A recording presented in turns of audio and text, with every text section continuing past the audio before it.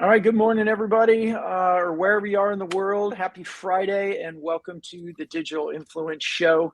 I get to be the guest. I'm Brandon Lee, and thank you so much for joining us today. And I have Tom Burton with me today, and we are going to chat a little bit about his journey in expanding his influence and using digital and social media and posts to share a little bit more about him, his company, and his book. So, before we get started, let me introduce you to Tom. Tom and we've shared tacos together. I mean, that No, says a lot right we there. shared carnitas together. Let's We let's not shared let's car get the story straight. All right. that There you go. So we And shared margaritas, I think, carnitas, were and involved as well. I was getting, yeah, for sure. Okay. There were definitely margaritas involved. Absolutely, Tom. So Tom is a co-founder and the CEO of LeadSmart Technologies, with my other friend Kevin Brown, and he's also the author of a new book called The Revenue Zone. So Tom, welcome to the Digital Influence Show. Thank you. Great to be here. Uh, yeah, I love having you here. So, Tom, tell us. Let's just jump right in. I mean, tell us a little bit about the book, and then tell us why you wrote it. Yeah. So, I've been involved in sales and marketing in some way, shape, or form in over 30 years. And, I also have, as you mentioned, I'm a co-founder in a CRM company. And so we're working with a lot of sales organizations and marketing organizations all the time. And it was really starting to become, this was just kind of pre-pandemic, but right around the pandemic area, I was just noticing more and more that the quote unquote old way of marketing and sales, especially in B2B, was just Yeah, not working as well. And, I talk about it in the book. I was in a board meeting, going through my sales projections, and one of the board members said, "How comfortable do you feel about this?" And like it felt like somebody had hit me in the stomach. It was like, and that's never been my case. I've always usually had very good, evidence to back everything up. And so it really hit me again a couple of years ago that the world of B2B sales and marketing was changing and changing and changing rapidly. So I kind of dug in and started to understand what was going on. Obviously everyone would have thought, well, it's the pandemic, right? But there were a lot of other variables going on. And one of the biggest things I found is, especially as buyers get younger, is they want to be in control of their own journey. They don't want to be sold. They generally don't want to talk to a salesperson. They want help and they want guidance, but they want to be able to be in control of their own journey. And so that then set off sort of a whole series of research, which is what I went into in the book on, okay, if that's the case, what do you do about that? Like, how do right. you actually, build a marketing and sales plan that aligns to the way buyers want to buy versus the way that sellers want to sell? And what I was seeing is there was a chasm starting to create between, more and more of a chasm creating between buyers and sellers, and it just making it harder for both sides. So that was the basic premise of the book, and just came from a lot of my own experience and working with some of our clients.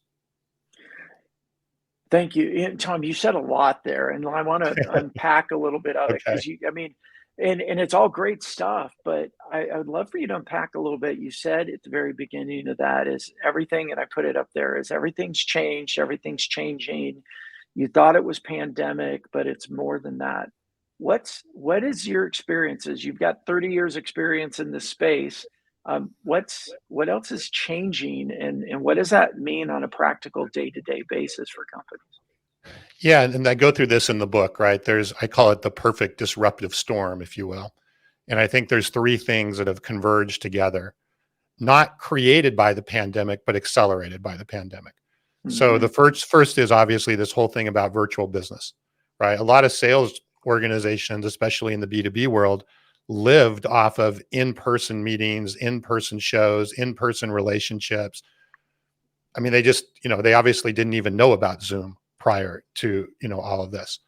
And now that's shifted permanently, not just because of the pandemic, but because of productivity, right? People Right. realize you can get a lot more done doing Zoom meetings, and, even customers that would be willing to accept a lunch meeting before are not accepting a lunch meeting because it's just not as productive, right? They can get more Right. done through virtual business. So it's not like shows are going away or in person is going away. but virtual business or the whole digital first is definitely here to stay. And it's clear that it's here to stay because we talk to sales teams all the time that are frankly freaking out a bit about that whole virtual business thing. And it's not going back to the way that it used to be. Secondly is just all of this, and this is more of a marketing issue, but all of this whole privacy issues, first party data, third party data, iOS, all of those types of things. I mean, a lot of people don't realize it now, but Apple, if you put in an email, like you're trying to opt into something, they'll give you the option to put in basically a proxy email or an alias so that you don't have to share your real email with people, right? All of that kind of stuff to kind of, again, why are they doing that? Well, privacy, but people want to do that because they don't want to be bombarded by all kinds of sales, spam email and sales calls and so forth. And then the third, which is what I mentioned before, is just the shift in the buyer mentality and the buyer mindset, right? So as B2B buyers, we want to buy more as we buy as consumers. And as consumers, we do our research online, we do all of our homework. We don't want to talk to a salesperson until we're ready to talk to a salesperson. And then when we're ready to talk to a salesperson, we want them to be more of a consultant and a guide rather than a salesperson. They, to help me facilitate what I can't get on my own. And that's carrying over into B2B. And especially we're seeing more and more as B2B buyers become younger in the millennial world, the majority of B2B buyers will be millennials in the next couple of years. It's just very different. So you take those three things together, and that's pretty disruptive to the traditional way of doing B2B sales and marketing. Yeah, absolutely. So, I mean, it's totally changed, and everything you lined up there just exemplifies it. So, what does that mean as we move into this new era, if you will? What does that mean for salespeople and sales organizations? Yeah. So first of all, the mindset needs to change. And I talk about this in the book, is that if you just take the mindset that that we're going to let the buyer be more in control of their journey, and we're going to enable that buyer to be in control of their own journey rather than me as the sales team trying to control the buyer's journey, if that makes sense. Yeah. Now, if you take that mindset for a minute, and I agree, it can be scary, right? It's kind of a scary, oh my, but just take the mindset for a minute and then look at, okay, how could that be done? So what I have found, and this is what I've put in detail in the book is, and what I've learned just by testing a lot of this, is that if you provide that, we call it the yellow brick road, right? If you help the prospect take the steps that you know that they need to take to make sense of what they're doing, to make sense of what they're looking for, help them go through that process, keep them from going down the Google rabbit holes and things like that, where people get lost and overwhelmed. And if you can do that and set that up, you're now going to be really, the buyer is going to be much more willing to work with you, and you're going to have a big competitive advantage. And we've seen that, is that when we enable the buyer, we get a big competitive advantage over companies that are not doing that. So there's a lot more to it, but that's the general idea, is take that mindset and then implement things that enable you to accomplish that with your buyer. So I love that, how it transitioned us to how do we enable buyers then? What activities do we need to do to enable them? And then of course, today's topic is around your social activity, and that you've, as I say, you've upped your game in that. And for everybody listening in our chat before we got on the call, Tom said, I'm a neophyte in this. Like I'm really trying to figure some of this stuff out. But so two-part question there. What does it mean for us to enable that? And then how have you personally started implementing some of that?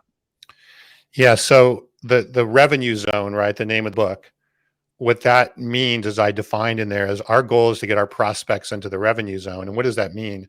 That they're willing, or they're seriously considering doing business with us, right? It doesn't mean that they have done business, but they're seriously considering that. Well, how does that occur? Well, they have to have some demand for what it is we're selling, some excitement for what we're selling. And there has to be some know, like, trust in our business, right? Those two things have to come together. So the question is, how do you get somebody who's never heard of you, right, or never heard of your product, or knows very little about you or your product, from that point to that revenue zone? And that's what we talk about in the book. And you can do it. You can accomplish and look and see what it takes to get a prospect from here to there by reversing successful sales cycle, reverse engineering, successful sales cycles, looking at what you've done. And what we found is there's between generally 25 or 35 touch points on average to get somebody from that, I don't know anything about you, into the revenue zone. So how do you best guide that person or that prospect, or in a B2B world, prospects, plural, in a business, to that point? And that's a combination of, well, digital and as well as some, in-person stuff potentially on the way. So you have to work that out for your business. And that's what I go through in the book, is how to do that, how to get that, again, that yellow brick road from, hey, I don't know much about you, I don't know much about your company, to having your prospect in the revenue zone. And a big part of that is that digital experience that you provide that prospect. So again, we could talk a while on this whole topic, but that's the general idea of enabling. I think going back to the start of that, to your second part of your question, I've been on LinkedIn for a long time. But when I launched the book, and as I looked at this, and I had quite a few followers, but they were really what I call friends and family, right? They're people that I knew or I'd worked with or whatever. They certainly weren't, I wasn't influencing anything outside of my immediate family and friends zone, so to speak.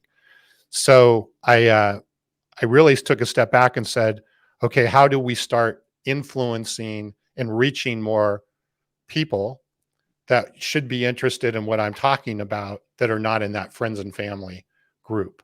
And that's what I've started to really work on over the last few months. And boy, it's really interesting what I'm learning on all of that. And then I'm seeing how that ties back into a lot of the concepts of the yellow brick road in the revenue zone.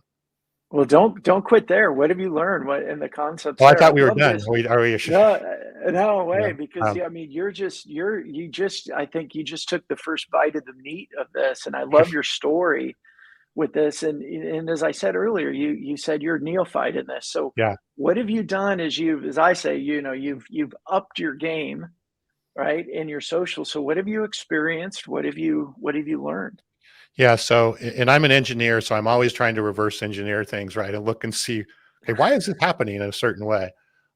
Here's what I've learned so far is, first of all, when you get onto digital, right, and you're trying to build influence, you certainly can't do that around buy my stuff.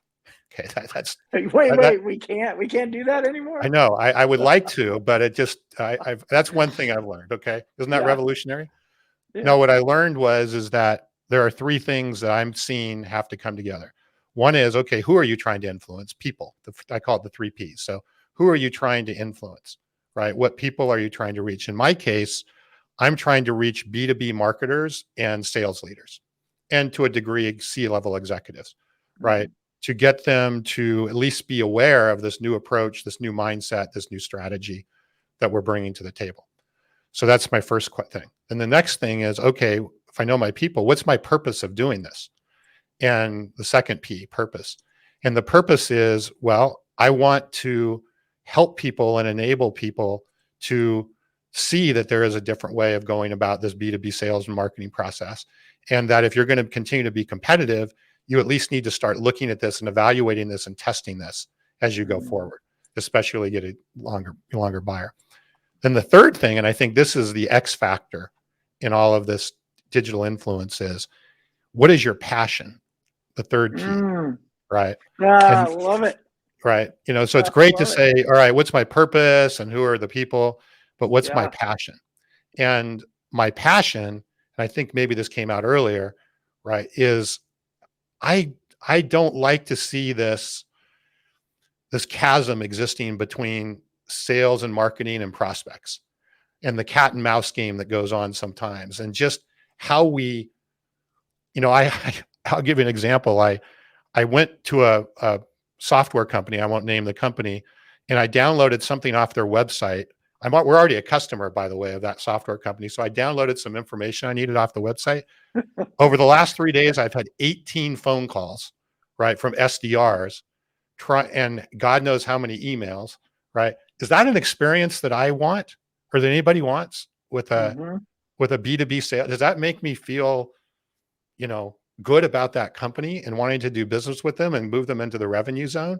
No, Mhm. but we do that because we feel like we have to, right? We have to make our Right. numbers, we have to make our quotas, so we almost have to swarm sometimes, to get. Yeah.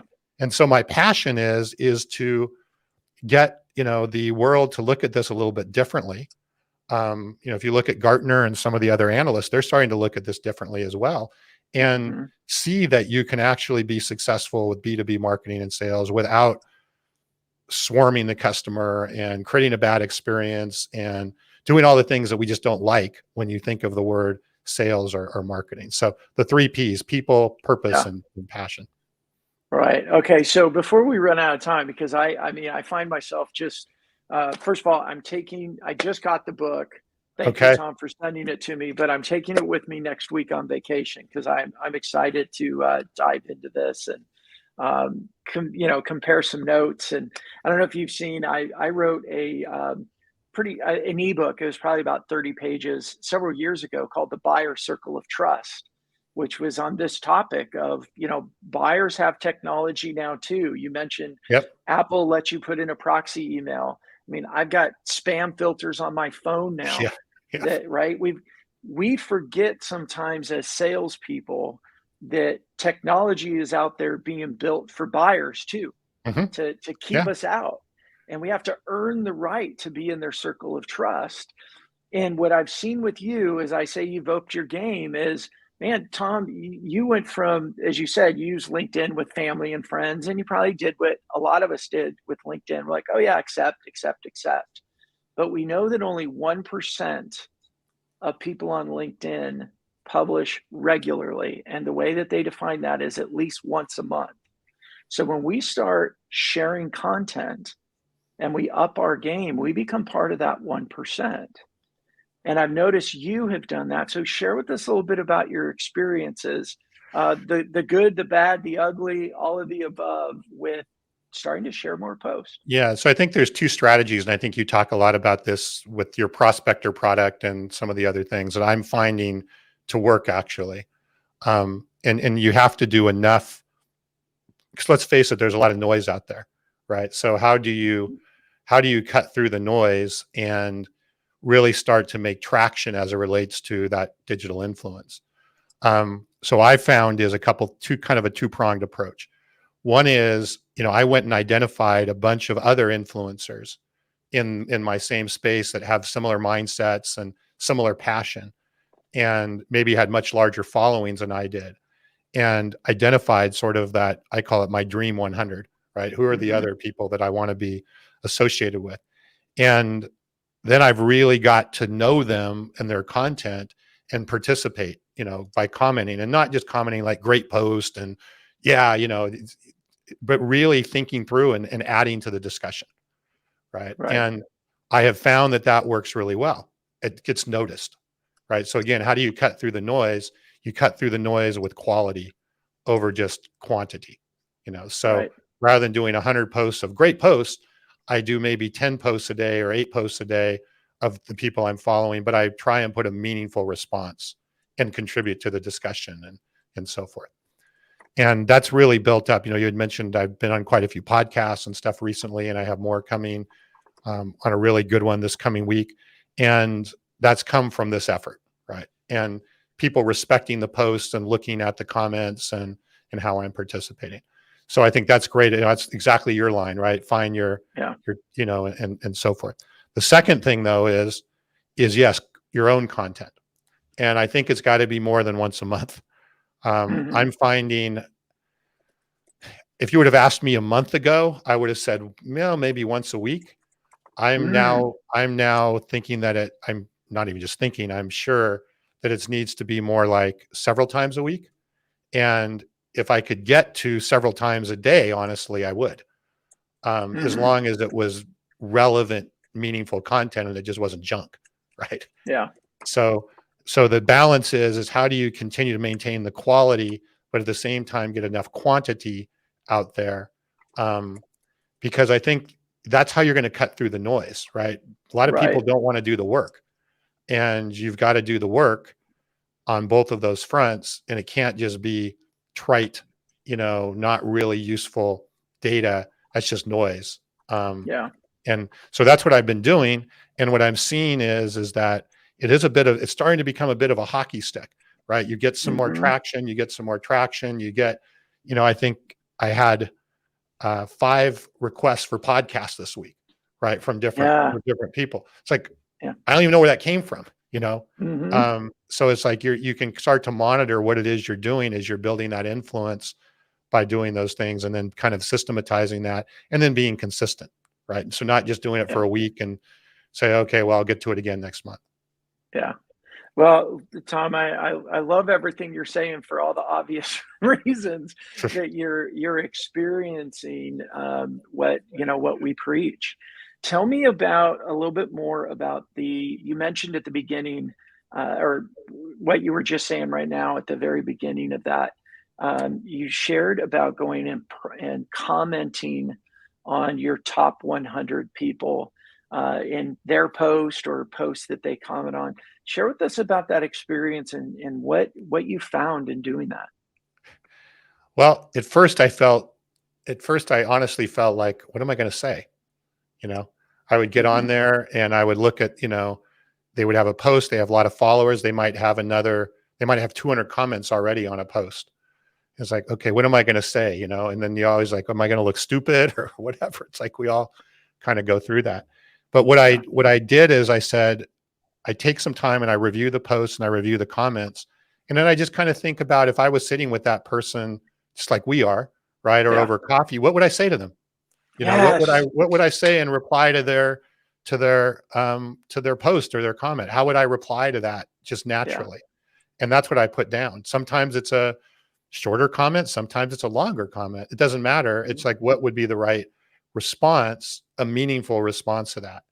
And again, what I'm finding is that when you do that, it attracts other people that are also watching that. So you're getting likes Mhm. and other things. And of course, it's attracting the attention of the person that, the influencer that you're doing the post of. So Yeah. it's, it's a little bit art, right? As much as it Uh-huh. is science, but it's just like, if you're saying that, how would you respond? And put that in writing. Right.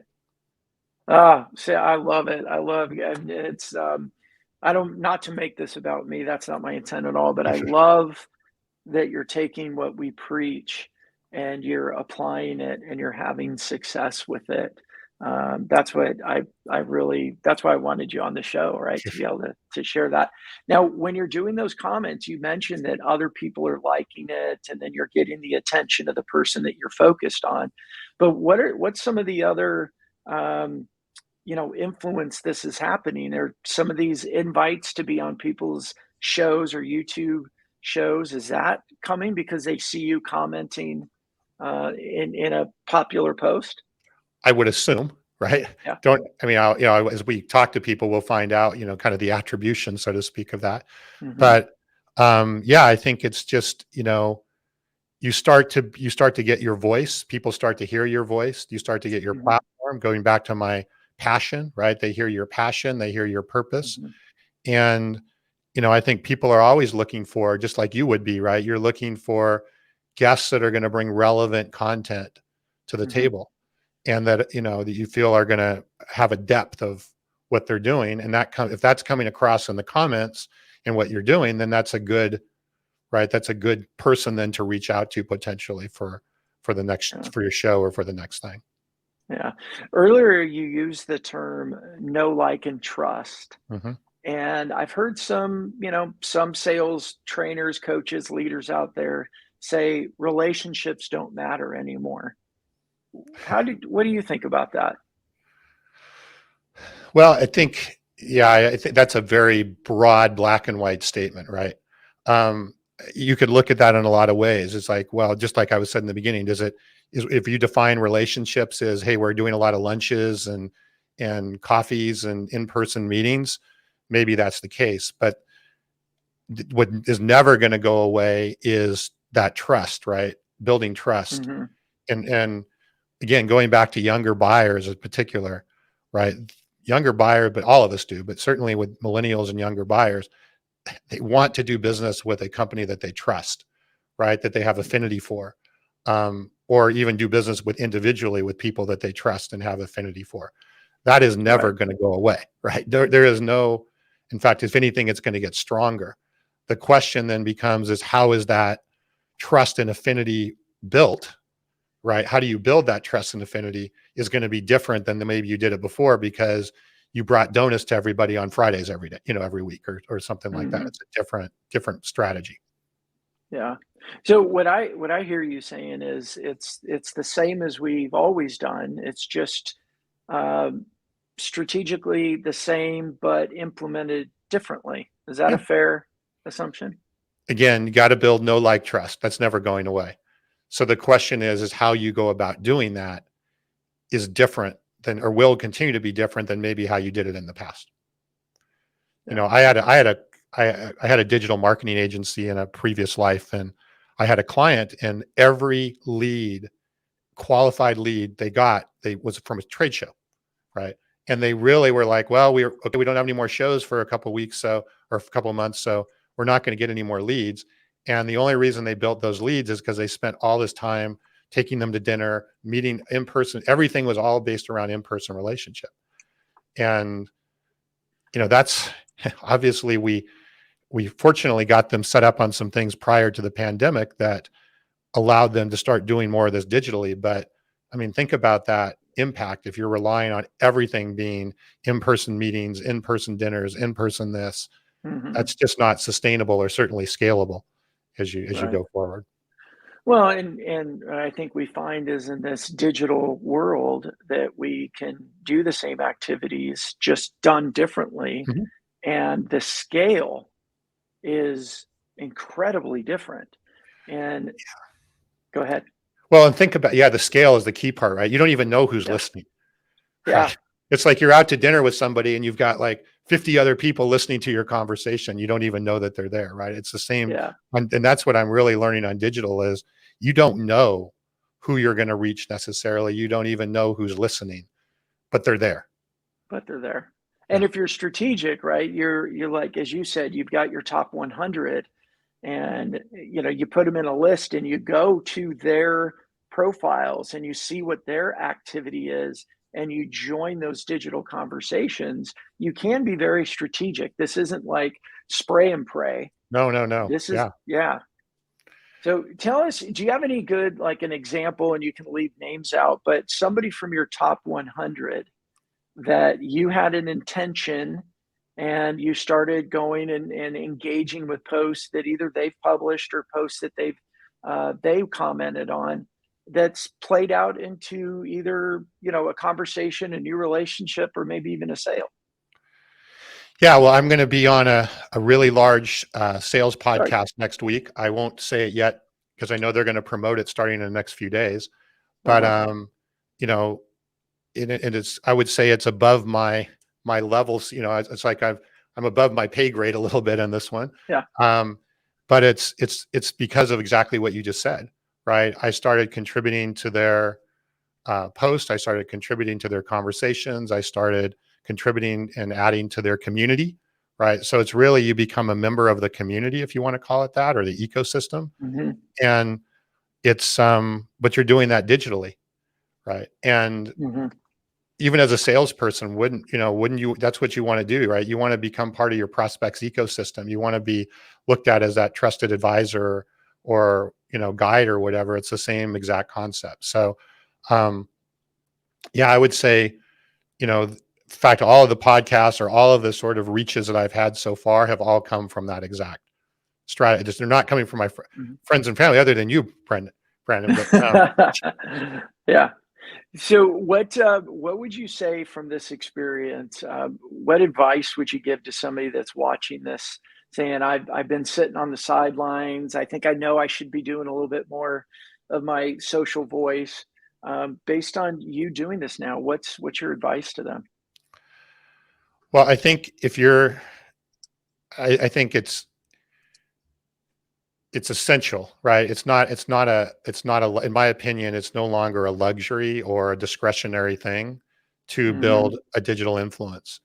Um, I actually believe that even if you're just looking for a job, right, and you're looking for a job in a company, if you have some level of digital influence and some level of community that you've created, you're likely going to have an advantage of people who don't.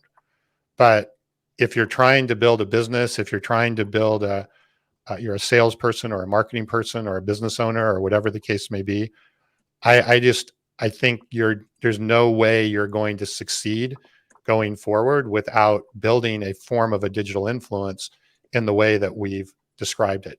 And Right. and you're certainly, it doesn't mean you won't succeed, I guess, by doing it, but you're going to be left behind, and Hmm. you're going to be, lose the competitive advantage if you have it with others that are actually doing it and putting it into place. Again, the risk is doing it with, the challenge or the risk is doing it with higher quality and not just doing it to say I'm doing it, right? And I'm sure you see this all the time as, well, I've gone through the motions. I don't understand. It's not produced anything. That's, Yeah. like anything else, won't work. So to do it Hmm. with the right way, with the right quality, with the right strategy, as you mentioned, um, I just don't see it as anything other than essential. Well, and I think your third P of passion needs to play into that, and I would even think authenticity and just being fully yourself adds to that as well. What do you think? Absolutely. Again, that's where I think also, if you're a salesperson or you're in the sales, you can't do this because I'm doing it. My purpose is to make more sales or make more money, right? Hmm. That That's won't work. part of it, right? It's part Well, of it. that's It's part got of to it. be That will part of it. happen. That'll Right. happen. There That'll you go. happen as naturally or organically. So your purpose needs to be, okay, who am I trying to help? And then the passion is why, right? The purpose is more, what am I doing? The passion is the why. Why would I care about this? Or why do I want Hmm. to help? And why do I think we need to change, and all of that stuff? So I think you need to understand that. And then that will just naturally build in for yourself. And then that will naturally Hmm. build into how you do your commenting, your post, your everything will start to build into that, into the DNA of that. Yeah. So I want to tap into your engineering analytical side there. Some of the questions I will hear is, okay, the social, it sounds great, but what about how do you quantify it? Right? How do you quantify it? How do you resolve that? Because I know you're a quantified guy. Yeah, that's a tough one. And that's an area I'm still learning about, or I feel like I'm Uh-huh. still learning about. You know, and the same is true even in, I said I had a digital marketing agency. It's true in digital marketing, right? Everybody wants to know, well, did that lead come from Google or Facebook or whatever? And a lot of times you don't know. It's a combination of things, right? Right. Attribution is very difficult because in this day and age, there's a lot of different, my point earlier, there's a lot of different touch points and there's a lot of different ways Right. that are how they're being influenced. So, you have some of the, I guess, vanity metrics, as I call them, which are your followers and all Hmm. of that. And I think that shows, that can be a lens to show that you're moving the needle in one direction or the other. But I Hmm. think that the real way to measure it is looking at what you're trying to accomplish, right? And for me, going back to, I wanted to get what I wanted to accomplish by doing this was to get more marketers and sales leaders aware of what I put in that book, because I'm passionate that it's Hmm. important, right? And so that's what I wanted to do. And so if I see that occurring, then I'm knowing I'm on the right track. Yeah. Um, I don't know how to measure it exactly, like, okay, I did this post and this got this result. Right. I don't know that we'll ever get there. As an Uh-huh. engineer, I would like to get there, but I don't know that we're ever going to get there. And the Yeah. same is true with digital marketing. It's getting harder and harder to Right. do attribution because there's so many interrelated parts that all have to come together. So is it fair to say that analytical quantified side of you is okay, it's appeased because of the outcomes that you're experiencing? Well, and you can measure the outcomes too, right? Right. You can look at, okay, well, whatever your outcome is, are you trying to get prospects? Are you trying to get whatever qualified prospects, or and the sales pipeline, or whatever the case may be, right? Whatever Mhm. outcome, you can look at that and you can see, okay, is my stats going up in that direction, or are they staying flat? Are they going?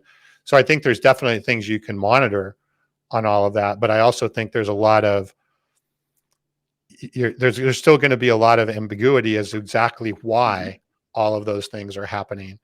So you need to focus more on the outcome versus the middle pieces that are occurring that are going to lead to that outcome. Yeah. Yeah. So for me, it's like if you go to networking events over and over again, and then you start developing meetings that lead to business Yeah. opportunities, you can have you know, a qualified point of going through my attendance at these. It's developed into this type of pipeline. And for me, that's, that's good enough. It's not perfect. It's not, oh, on this day, this happened and then this Yes. occurred. It's more Yes. of a larger meta view of what's Yes. happening. That Yes. fair to And say? I've definitely seen that. And the meta view, as I said earlier, can start to hockey stick, right? And Right. you're not going to necessarily know why, other than the fact that you're doing the work. Right. It's like that's really the simplicity of it. Yeah. Yeah. I find one of the challenges with getting either sales leaders or even individual sales professionals or C suite leaders to adopt this voice in social is because we've adopted, especially over the last 10 plus years, a much more rigid approach to data. Yeah. Well, and And data still plays into all of this. It's not as analytical X, Y, Z, right? right, As maybe we would all like it. But I think you're looking at data from a lot of different sources. And again, are you achieving the outcome that you're looking for? right, You right, know, and again, even some of the vanity, I call them the vanity metrics, they do start to tell a story, you know, right. and they start to see, are you going in the right, direction? And, so there's definitely things you can do to determine, are you making traction and are you going in the right direction? Yeah. Yeah, I agree. And like even today, and I don't know if you've noticed this happening, but somehow our StreamYard connection to LinkedIn failed. So it Okay. looks like we got about the first 6 minutes and then it failed. And for me, I'm sitting there going, where's the comments? Like we normally have people that are commenting and engaging with us and they're not here. So people are listening to the podcast. You have no idea how that we've missed right now. But when I look at things like that, you go, okay, well, this is kind of part of the digital world we live in, and we can repurpose this. Like for people listening, Tom and I are on live right now, and we're in live in Facebook, and we were on LinkedIn and Twitter and YouTube, and then it'll get repurposed into our podcast and repurposed into blogs. So this isn't dead, and we don't know where the data will come from because in a month from now somebody may see this on my blog or your blog or on YouTube, and all of a sudden it brings up more future conversations. Could be a year from now, right? Right. But that's the problem as well, is you have, attribution windows, right? Like what is the Yeah. timeline? So yeah, it's not an exact science. So you got to focus more on the outcomes. Yeah. So if and I know you're a co-founder and owner of your company, but let's just pretend you're a sales professional and somebody boss C-suite comes in and says, we don't have time for this anymore. All this social stuff, you need to stop. How would you address that? I would give them a copy of the revenue zone and, Great and, answer. and say, read this. Read Um, this. yeah, but no, I would get, in all seriousness, I would, read that and understand that you want to be in a company that is going to have the highest chance for success now and into the future, right? For Yeah. yourself, for your own career, and for the company you're working with. So I would look really hard at, am I involved with a company that is adopting sort of this next generation of sales and marketing? Are they adopting the digital world? Are they, looking at these things? Because think about your own career, right? Think about where you want to be in 5 years or Mhm. 10 years or whatever the case may be. And is this a place that's going to get me there? Right. So I think you have to really look at that and evaluate that. And if it's, just back to the same, how many phone calls you make, even on our CRM product, right? That's why we talk with CRM has historically been, tracking all your sales activity. We're the total opposite. Our CRM product is geared toward, how do we use data to help you make more sales and have more insights into what you're doing. But we still get a Mhm. lot of customers or prospects that are talking about how do I track activity and how many phone calls we're Yeah. making. We keep like, no. You know, that's not where that's not the purpose of this. That's not, you can do that, but that's not really should be the driving piece of this. Again, doesn't mean we shouldn't be tracking how hard, what somebody's doing or working, but it's just, again, that mindset and where are you going to go over the next, period of time. Yeah, absolutely. Well, Tom, I want to wrap us up here. I'm sorry for you. We didn't have all the comments and questions. We usually have great interactions going on our lives. But what I would love for you to do is share with everybody, where can we find a copy of your book? And then where can they connect with you and LeadSmart Technologies? Sure. So the book is on Amazon.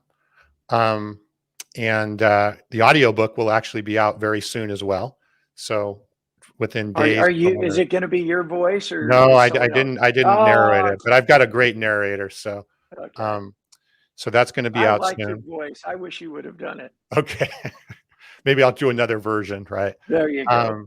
So, and then their website is therevenuezone.com. So you can also go there and it'll guide you to Amazon. Plus there's a bunch of resources. That's one of the things we did in the book is we had a bunch of resources and tools and other things to help with the process. So that's all there as well.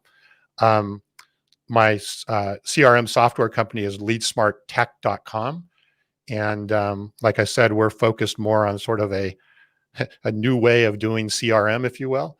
And that's really focused more on that. How do I use this? How do I use CRM and data and so forth to drive more sales rather than just track activity?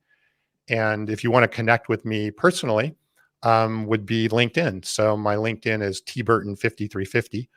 And, love to connect and let me know that you saw me here with Brandon, and love to connect and happy to share any other advice or help that I can do.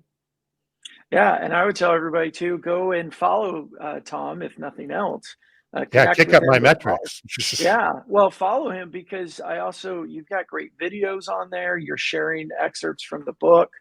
And there's a lot of great information on there for sales leaders, for sales professionals, and even the marketing leaders that are struggling with the amount of MQLs they're getting and those converting to sales accepted leads. We could have a whole nother discussion on that. That should be another show.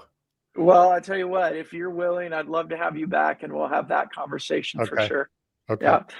Well, everybody, thank you so much and for joining us on the Digital Influence Show. I'm really bummed that our LinkedIn connection failed today, but everyone else on the podcast or any other platform, thank you so much for being on the Digital Influence Show with us today. I'm Brandon Lee. I'm so honored and blessed that I get to host the show and have great conversations with people like Tom Burton, and the Revenue Zone. Thank you so much for joining me today. Thanks, Brandon. All right, everybody. Have a wonderful Friday.